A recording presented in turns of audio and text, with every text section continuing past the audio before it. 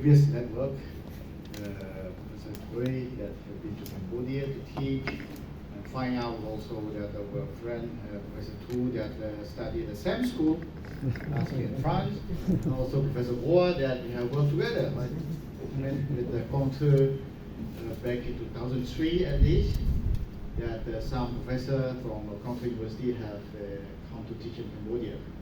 Professor Hill, if I remember. So, you know, it's a long lost friend that I find here, and I think that is why the network should become active, and why I come here.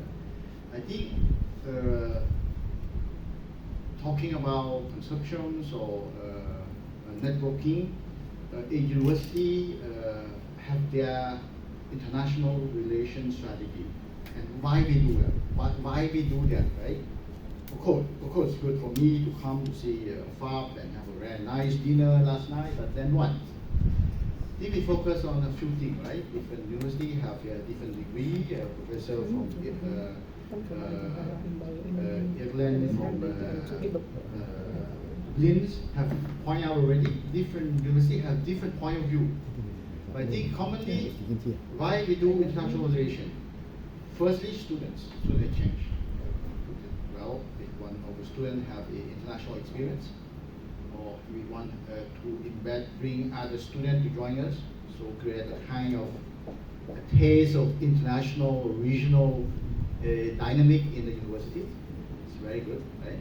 So this kind of configuration, as you pointed out, a ticket from Ho Chi Minh City or Contour to Cambodia. Contour, you can just take a motorbike.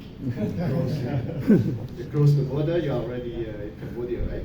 So this kind of dynamics is important, and we should think about that. We don't need the big funding. We don't just think that a student can fund by their own. A lot of students from other universities in Europe, or of course, I think the student that join your summer or tropical holiday station have their own funding. I don't think that the university will spend everything for them. They need to spend by themselves. The family will pay for them, right? Of course, Erasmus Mundus student will have some money, but not cover everything also. So we can do this. I think it's a great experience, great value added for students. And in this configuration for Vietnam, Cambodia, Thailand, and other Asian countries, we can do this. Secondly, we start to do a bit already. We invite faculty to teach. We send our students to do a master degree outside. And then that's why we know each other. That's why we bring our professor back to teach. So we do quite a lot already, especially for our universities. We bring a professor from all Asian countries to teach, because there are some subjects that we don't know how to teach, or we want some connection that in order to send our student out for a master PhD degree also, right? So this is something also very low cost. I don't want to put it cheap, but let's say low cost. But it's more than that. It creates that dynamic, right? That we bring students out, and then we did this. And I think it's also very a wonderful experience for faculty member, that to be able to be invited to a foreign country for 1-2 weeks and then explore the country. I think it's rewarding. Come here for 2-3 days, rewarding. And finally, this network will be ready, always ready for research funding. With FAB, last minute, I called him for a Mekong Lang Chang funding. We got it in like 1 day. In 1 day, he sent me everything, right?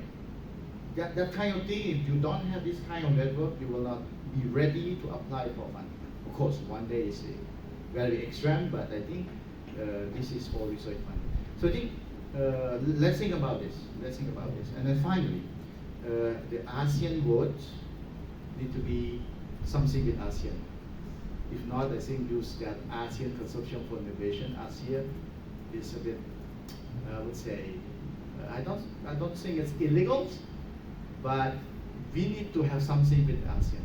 ASEAN secretariat at least. So let's go to that directions.